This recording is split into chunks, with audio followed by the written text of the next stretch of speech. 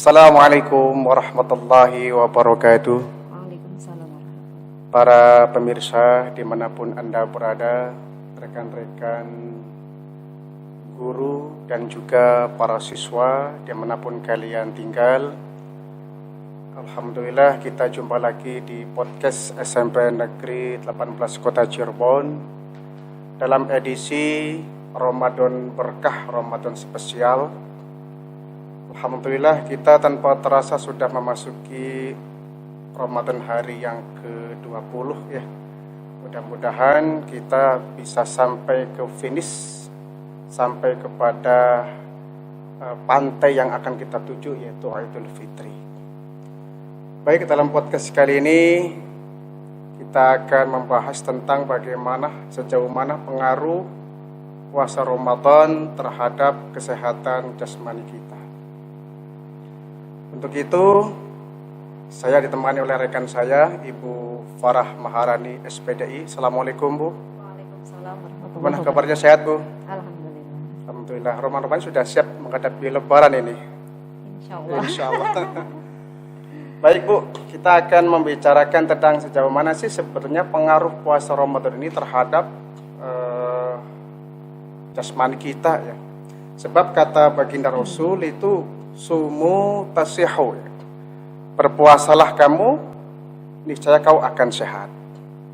Artinya dalam hadis ini kita bisa menganalisa ternyata puasa ini bukan hanya sekedar menghilangkan dosa-dosa ya, tapi juga ada sisi lain dari puasa ini yang sangat bagus, yaitu bagaimana agar badan kita menjadi sehat. Kita bisa ambil contoh baginda Rasul, beliau seumur hidup itu hanya pernah sakit 2 kali.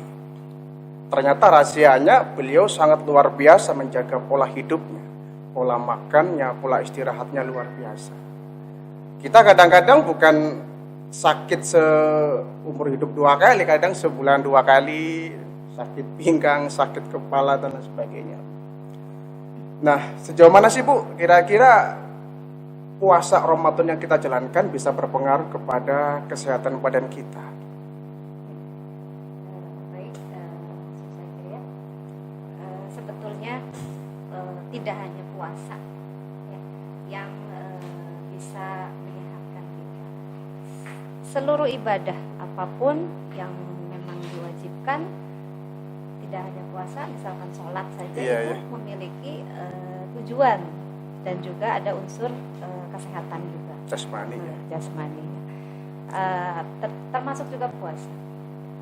Puasa ini juga bisa dijadikan sebagai diet sehat. Diet sehat, Bu ya. Iya.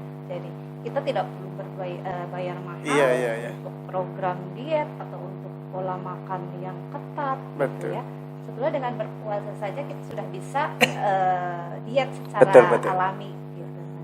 Karena memang manfaatnya sangat besar sekali untuk tubuh kita. Tapi kadang-kadang ada, Bu, orang yang puasa Ramadan itu bukannya langsing tambah gemuk, itu gimana itu, Bu? Itu dia makanya. Kembali lagi ke personal gitu. Iya. Kalau memang puasanya dijalankan dengan baik, dengan pola makan yang teratur, menunya juga sehat, maka itu akan bisa dijadikan sebagai diet gitu ya, untuk menjaga kesehatan kita. Karena biasanya mungkin yang namanya penyakit itu kan rata-rata, Bu, ya ditimbulkan dari makanan gitu ya. Itu. Makanan, minuman, bahkan mungkin pola istirahat juga bisa berpengaruh ya. Kadang-kala ada orang yang dia berpuasa kemudian dia demam, kan, dia berpuasa asam lambung naik gitu kan. Nah, kemudian dia menyalahkan, saya dulu waktu nggak puasa perasaan nggak kayak gini ini. Menyalahkan puasa itu salah, Bu ya? Ya, jadi puasa itu sebetulnya kalau kita lihat dari pola makan. Pola makan, betul. Pola makan puasa itu justru teratur. Karena kita hanya makan di waktu sahur dan berbuka saja. Sedangkan kalau saat kita tidak berpuasa, itu kita bisa makan kapan saja. Nggak terbendung gitu ya? Nah iya, jadi pola makan sudah teratur. Sebetulnya sudah satu kiat untuk bisa menjaga pola makan yang tidak baik gitu.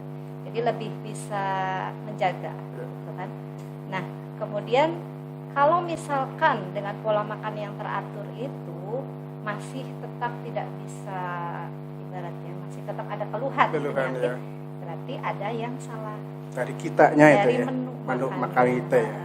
Apakah makannya banyak yang berlemak? Nah, itu gimana Bu? Itu, Kira-kira makanan apa yang kurang baik Bu? Nah, makanan yang kurang baik diantaranya itu makanan pedas. Pedas ya? Iya. Kenapa itu Bu? Makanan pedas itu penyebabnya kan dari cabai ya Pak ya? Oh iya. Cabai itu mengandung zat namanya capsaicin. Oh gitu. Capsaicin ini bisa mengiritasi lambung. Gitu. Kalau berlebihan, ya bisa mengiritasi lambung sehingga otomatis dari situ dia akan muncul keluhan-keluhan seperti gangguan pencernaan, apakah diare, apakah mah dan lain-lain. Itu. Kemudian makanan asam. Asam, contohnya apa Bu? Makanan asam juga bisa memicu ya, misalkan seperti buah-buah yang penuh Asam, ya.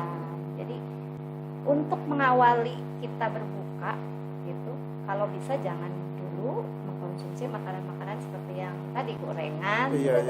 Yang pedas gorengan, itu ya. makanan pedas, kemudian makanan asam, Iya. minuman bersoda. Oh iya, soda Justru betul. itu yang banyak digemari. Ya, kan oleh kita, rasa nikmatnya tuh terasa rasanya betul. nikmat sekali ya, itu sesuatu yang nikmat itu kadang Di balik itu kan. malah menjerumuskan. Tapi tadi ada yang kurang baik ya, sambal Iya. yang berlebihan. Tapi kalau misalkan katakanlah porsinya itu sedikit, tetap bahaya atau? Nah itu makanya porsinya bisa disesuaikan dengan kondisi kita ya. Kalau memang tidak memungkinkan, karena kadang-kala kan ada yang sensitif. Iya. Kalau itu ya. Ada yang lambungnya sensitif, jadi mungkin bisa dikurangi atau bisa tidak konsumsi sama sekali. Iya. Untuk menjaga supaya kondisi kita tetap sehat saat berpuasa. Jadi beliau ini adalah guru pengampuh mata pelajaran IPA, biologi, makanya beliau banyak tahu ya, banyak tahu tentang sharing aja tentang kesehatan buatan belajar kita. sedikit. Jadi betul bahwa semua penyakit mayoritas itu datang dari makanan ya. Dari makanan. Nah, kemudian makanan yang kira-kira bisa mendukung kita berpuasa apa Bu? Ya, makanan yang baik ya. Iya. Makanan yang baik selama berpuasa tentunya adalah makanan yang sehat, yang memiliki nutrisi cukup. Itu diantaranya makanan yang mudah dicerna, seperti buah-buahan, ya. Kemudian juga makanan rebus, telur rebus gitu, atau apalah gitu, yang tidak digoreng. Iya. Karena gorengan itu menghambat pencernaan loh Pak. Oh gitu ya? Dari apanya Bu? Lemak, Dari minyak. Minyaknya ya? Iya. Minyaknya yang berlebih dari gorengan itu bisa menghambat pencernaan karena dia akan mengisi usus, di bagian usus itu sehingga pencernaan kita tidak lancar. Oh gitu ya? Bisa menghambat. Kok aneh ya? Itu yang akan efeknya nanti tidak hanya ke masalah pencernaan, bisa jadi kolesterol. Oh gitu? Bisa juga memicu jantung, Iya. penyakit jantung, banyak sekali dampak. Kalau ke tenggorokan pengaruh nggak Bu ke orang ini? Ya itu lebih dulu malah Tenggorokan, karena jalur yang Iya, dilalui kita oleh makanan paling depan itu ini, kan paling tenggorokan. dulu. Jadi teman-teman Pak Purisa kita harus ini ya, harus cantik ya memilih menu makanan. Jangan sampai justru kita berpuasa menimbulkan masalah. Iya. Jadi bukan sesi puasanya yang jelek Bu ya, Iya. tapi pola makan kita nggak Pola teratur. Kadang tidak buka, tidak sahur, kita nggak jauh dari es, nggak jauh dari sambal, itu sangat berbahaya Bu ya. Asam lambung, lambung Bu, kalau ketika puasa lambung kita kondisinya bagaimana itu? Kondisi lambung orang yang berpuasa itu saya pernah baca ya Pak Fuad, ada seorang dekan Fakultas Kedokteran UI, dia meriset bahwa kondisi lambung orang yang berpuasa itu lebih sehat dibanding yang tidak berpuasa. Karena pada fase berpuasa itu lambung betul-betul istirahat, sehingga asam lambung pun bisa menurun. Oh gitu. Asam lambung akan stabil lah. Oh jadi di antara penyebab asam lambung itu karena mungkin kerja terlalu yang diporsir terus barangkali. Dan pola makan juga. Oh, pola gitu. makan. Iya. Jadi teman-teman ya, asam lambung bisa turun ya. Bahkan mungkin bisa menghilang sama sekali ya. Resepnya adalah kita berpuasa. Betul kata Nabi, sumu tasihu ya. Berpuasalah pasti kau akan sehat. Cuma gini Bu, kadang-kadang ada satu pemandangan yang kurang elok barangkali ya. Apa?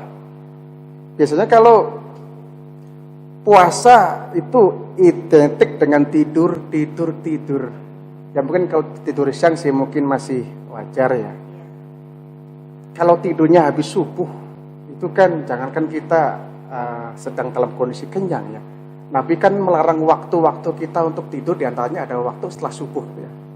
Cuma mungkin karena barangkali budaya atau malah di kita tuh kalau subuh, iya habis sahur, kemudian subuh tidur gitu kan. Iya. Itu bahaya nggak sih Bu? Iya, tidak hanya dari masalah apa tadi yang disebutkan Pak Koet itu ya. Termasuk masalah rezeki juga. Iya, itu rezeki sisi lain ya.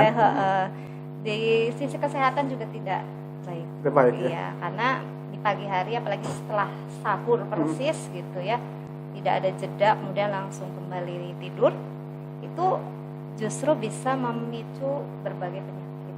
Itu Bu. Karena pencernaan akan terhambat waktu itu. Oh gitu ya. Kondisi tidur itu akan memperlambat pencernaan. Kenapa Bu? Karena mungkin posisi kita lagi terbaring atau? Iya, karena terbaring. Makanya kalau bisa duduk. Setelah makan itu duduk paling tidak 1 jam. Oh gitu. Boleh tidur tapi ada jeda untuk kita duduk gitu ya. Nggak langsung tidur itu ya. Jadi pencernaan akan lancar, akan bisa lebih cepat itu dalam posisi tegak. Tubuh kita tegak, apakah itu duduk ataukah berdiri gitu ya. Itu yang pertama. Kemudian proses pencernaan juga itu akan mengarahkan atau membawa aliran darah untuk terpusat ke sistem pencernaan. Oh iya. Aliran darah akan bekerja keras untuk ke alat atau organ pencernaan. Sehingga memacu detak jantung juga menjadi lebih cepat gitu ya. Otomatis tekanan darah pun akan meningkat gitu. Jadi kalau setelah makan tidur itu otomatis kondisi tubuh akan banyak ibaratnya kita butuh kerja gitu untuk mencerna makanan. Tapi kita istirahatkan, akhirnya fungsinya tidak maksimal. Lumpuh total gitu ya. Akhirnya malah jadi memicu banyak penyakit. Gitu. Penyakit gula juga bisa Bu ya? Bisa. Karena energi yang harusnya dibakar, kalori yang harusnya dibakar digunakan untuk tenaga, dia akan menumpuk. Oh iya. Akan tersimpan di dalam lemak. Itu nggak memandang waktu Bu ya? Pokoknya entah habis makan di pagi hari, makan di siang hari sama aja. Kapanpun, pokoknya setelah makan. Setelah makan kalau tidur seperti itu kondisinya tidak sehat. Tapi katanya ada yang bilang katanya makan yang bagus itu adalah makan di malam hari itu. Itu kan dekat dengan waktu tidur Bu ya. Oh, malah itu salah ya. Salah ya? Malah menurut dokter itu harusnya ya setelah jam 6 sore itu harusnya sudah berhenti. Oh iya. Terutama untuk makanan berat Pak. Oh gitu. Makanan pokok. Karena butuh kerja ekstra dari organ tubuh. Sedangkan waktu itu udah waktu ibaratnya sudah harus istirahat ya. Kecuali kalau ngemil sedikit sih mungkin bisa. Teman-teman semuanya ya, ini harap jadi perhatian kita semua ya. Ini kebiasaan buruk ya. Kebiasaan buruk kita ini kadang kalau bulan puasa itu pertama kalau subuh itu hampir kalau udah mulai subuh itu suasana hening hening sekali itu. Bahkan di pengajian pun ada kuliah subuh Bu, itu hanya sebagian orang yang dia stabil mendengarkan ceramah Bu, yang lain itu udah sambil ngantuk. Nah ketika tidur sambil duduk Bu, sama nggak bahaya dengan ketika berbaring? Sebenarnya kurang lebih sama ya. Iya. Cuma mungkin beda posisi saja. Kurang lebih sama. Karena saat tidur kan otomatis mengistirahatkan organ-organ juga. Betul. Kecuali jantung ya. Kalau jantung masih tetap beraktivitas. Tapi mungkin barangkali lebih bahaya yang berbaring lebih itu. Lebih bahaya ya. Tapi kalau terbaring. Saya lihat ketika di kuliah subuh itu ya jamaah itu hampir semuanya tuh hadir di pengajian dia itu. Iya, tapi kiai ngomong apa udah asik dengan tidurnya itu. Nah gini Bu, kadang-kadang saya sendiri ya Saya kebetulan ya entah itu di bulan puasa, entah di bukan bulan puasa, kalau saya jam 3 sudah terbiasa bangun, ya kan. Cuma kadang-kadang gini bedanya, kenapa ya ketika di bukan bulan puasa jam 3 saya bangun, itu sampai siang mata stabil, Bu. Ya. Tapi beda dengan bulan Ramadan, memang itu memang tantangan luar biasa ya. Biasanya memang ketika sudah sahur, kemudian kita sholat subuh, mata memang luar biasa. Kalau diajak untuk diam, sudah timbulnya adalah ngantuk, kecuali kita beraktivitas ya. Tapi beda ketika bukan di bulan puasa yang kita nggak makan, nggak diawali dengan makannya. Sehingga mata ini meskipun bangunnya di jam yang sama, jam 3, tapi nggak ngantuk gitu.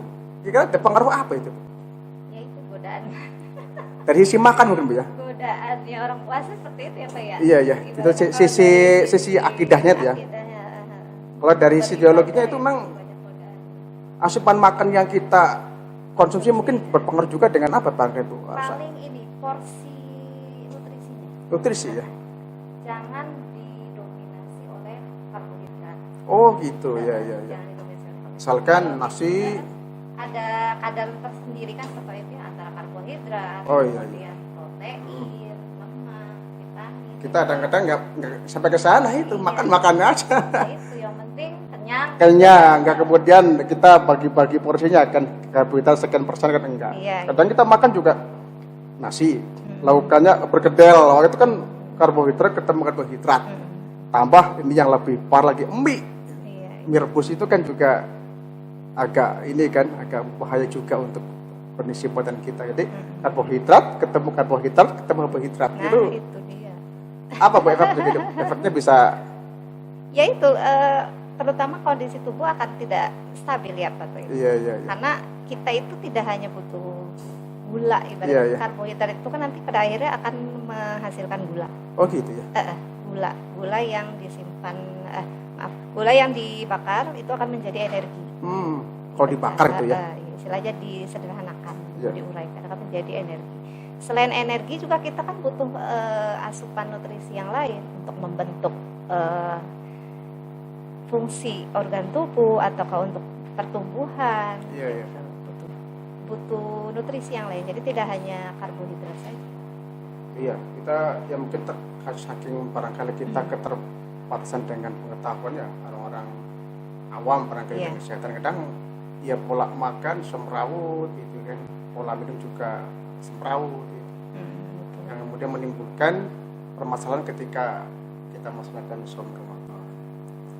Nah, kemudian kira-kira Bu, apa sih tips yang bisa kita terapkan dalam kehidupan kita agar puasa kita memang tetap menyehatkan badan? Tips berpuasa lah, Iya. gitu ya, tips berpuasa. Ya, di antaranya berpuasa itu tidak hanya menggugurkan kewajiban atau tidak hanya sebagai ibadah. Kalau kita menyadari manfaatnya yang sangat banyak itu, maka kita akan butuh. Sebetulnya kita butuh untuk berpuasa karena untuk menjaga kesehatan. Iya. Bagaimana puasa yang bisa menjaga kesehatan? Di antaranya pertama,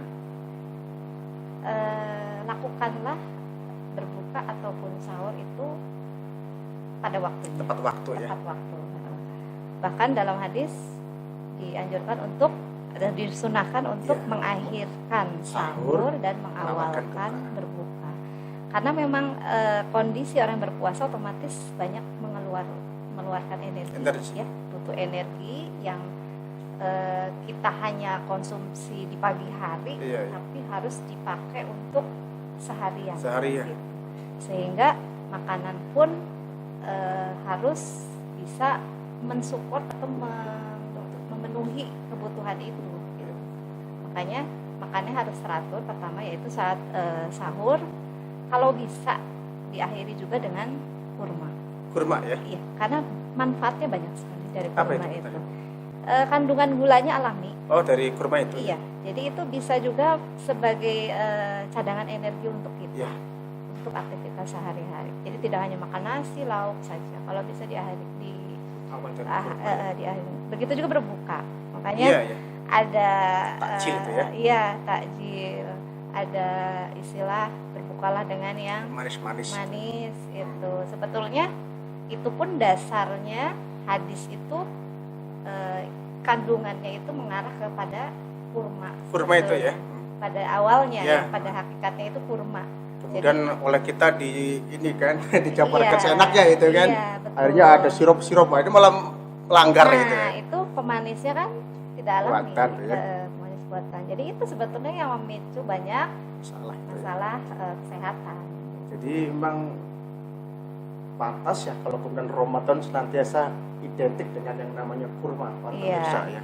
Di mana-mana kalau takjil pasti nggak akan jauh dari kurma. Nah, itu dia. Karena memang Rasulullah juga, beliau entah puasa wajib, entah puasa sunnah, beliau selalu mengawali berbuka dengan kurma dan 3 butir kurma nih. Kalau Betul. kita mau ikut sunnah Nabi, 3 butir kurma. Ganjil ya, palingnya ganjil. Ganjil ya. 3 butir kurma itu yang paling sedikitnya ya. Jadi, ambil ganjil yang paling sedikit 3 kurma. Kita misalnya kira-kira pemirsa bisa makan mencontoh Nabi ini. Karena sungguh luar biasa Bu, kalau saya baca riwayat baginda Rasulullah ya, makan beliau Masya Allah dengan dibanding kita, wah jauh sekali ya. Iya jauh sekali. Ketika minum aja Nabi itu, ketika minum nggak kayak kita ya, kalau kita 1 gelas plek sekali habis ya. Betul.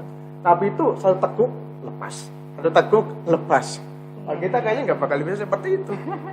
Kita yang bikin perut kita kemudian ngap dan ya tadi banyak penyakit karena kita wah diporsir. Balas dendam. Dan katanya lambung ini kan ada 3 ini Bu ya, ada 3 ruang ya. Sepertiga untuk makan, sepertiga untuk minum, sepertiga untuk nafas. Iya. Kayak gitu betul. Itu memang dari ilmu. Dari sisi kesehatan memang betul. Gitu Bu ya.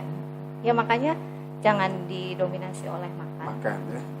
Makanlah secukupnya, gitu. Jangan terlalu kenyang, karena memang dampaknya seperti itu. Tadi Bu yang manis-manis tadi ya, mengawali berbuka dengan manis-manis. Iya. Memang ya saya pribadi Bu ya merasakan bahwa ketika kita mengawali berpuasa dengan mengawali berbuka dengan yang manis-manis, itu cenderung nafsu ketika makan yang berat-berat itu agak terkendali. Iya, Iya. betul. Orang Jawa bilang mah apa tuh melek barangkali ya, di awal dengan yang manis-manis. Itu memang ada Bu, ada hubungannya dengan itu Bu. Ada. Secara, Ya itu secara dia. biologi. Saat berbuka, otomatis kondisi perut kita dalam keadaan kosong. Iya. Iya. Makanya jangan dulu diisi dengan makanan yang berat atau yang sensitif gitu, yang menimbulkan masalah di pencernaan. Diawali dengan kurma karena memang itu yang bisa mudah dicerna dan akan menghasilkan energi lebih cepat. Iya, gitu ya. Gitu. Makanya dicas dulu istilahnya. Iya. Kita cas energi dulu dengan ini tadi. Kalau kurmanya di jus boleh juga? Bisa. Boleh ya? Boleh. Jangan campur es, tak. Kalau di jus biasanya ada esnya. Nanti gitu beda ya. lagi kalau ada esnya. Nanti malah tarung antara Iya, kebaikan dan betul. keburukan itu. Malah sebaiknya minum air hangat, Pak. Hangat ya? Air hangat. Karena air hangat itu mempercepat pencernaan juga. Nah gitu. Iya, untuk mempercepat. Karena kondisi tubuh jadi kan lebih hangat. Tapi memang Kondisi kita dalam lebih tubuh. nyaman ya, perut hangat, Iya. apa keringat pun keluar ya, Iya. itu mungkin lebih sehat. Ya. Kondisi dalam tubuh orang yang berpuasa itu kan suhunya tinggi. Tinggi ya? Makanya dilarang minum minuman yang Tinggi. karena Betul, akan betul. menimbulkan kontraksi Kontraksi dengan pada tubuh kita ya. bagian lambung. Lambung, oh, jadi antara suhu dengan yang asupan itu nggak seimbang. Iya, ya. iya, betul. Baik Pak Pemirsa, ini obrolan yang sangat menarik saya kira ya. Kami ingin sekali meneruskan sampai 3 jam, 4 jam, cuma karena mungkin kita juga dibatasi oleh waktu. Insya Allah ya, lain saat kita akan jumpa lagi dalam podcast SMP 8 Cirebon. Sebelumnya saya ucapkan terima kasih Ibu Farah Maharani Ya, sama-sama. sudah berbagi ilmunya kepada kita ya. Mudah-mudahan kita bisa menerapkannya sehingga sumu tasihu, bahwa puasa bisa membawa kita sehat, insya Allah bisa kita Amin. wujudkan Bu ya. Terima kasih banyak Bu. Assalamualaikum warahmatullahi wabarakatuh.